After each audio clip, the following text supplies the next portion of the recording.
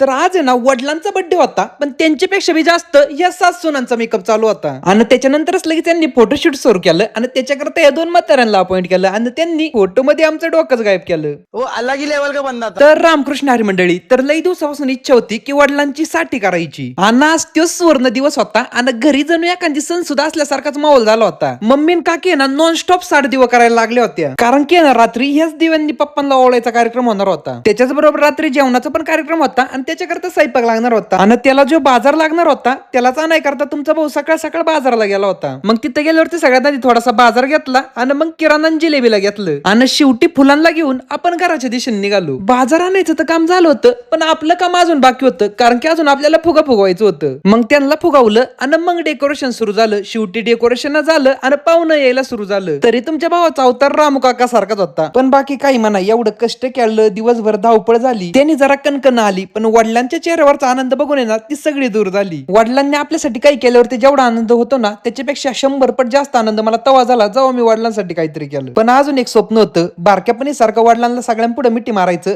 ते मात्र अजून राहूनच गेलं. पोरग बापावरती लय प्रेम करतं, पण ते दरवेळेस इथं मात्र मागच राहतं. पण मी नाही माग राहणार, मी कशी पण हिंमत गोळा करणार आणि सगळ्यांपुढे पप्पाला नक्की मिठी मारणार. मग हे माझ्यासाठी पण चॅलेंज आहे आणि तुमच्यासाठी पण चॅलेंज आहे. तुम्ही पण हे करू शकता का नाही ते कमेंट बॉक्स मध्ये नक्की सांगा. रामकृष्ण हरी.